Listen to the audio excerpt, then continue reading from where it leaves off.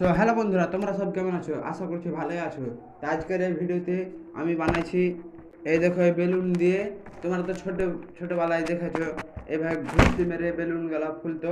তো চলো ওটাই আমি আবার বানাইতে চলেছি। তো চলো কীভাবে বানাই তোমাদেরকে দেখাই।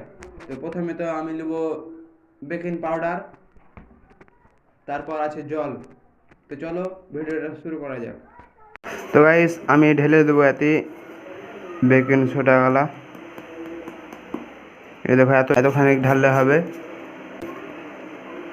এবার এই লাল বেলুনটাতে আমি সব ভরে দেব।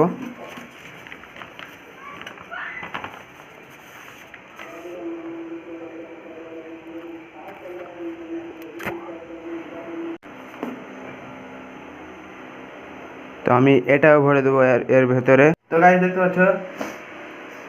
পাচ্ছ এটার ভেতরে আমি ভরে দিয়েছি। তো চলো একটু ঘুষি মারা যাক। এ দেখো গাইস ফুলছে, আস্তে আস্তে ফুলছে। তো তোমরাও বাড়িতে বানিয়ে একবার ট্রাই করে দেখো। তো গাইস ওটা ভালোভাবে ফুললো না, তার জন্য আমি আর একটা নতুন বেলুন নিয়ে নিয়েছি নীল কালারের। তো আবার ঘুষি মারছি। গাইস তোমরা দেখতে পাচ্ছ কত সুন্দরভাবে হচ্ছে। তো তোমরা একটু বেকিং সোডাটা একটু বেশি করে দেবে, তাহলে হবে। এই দেখো তোমরা দেখতে পাচ্ছ।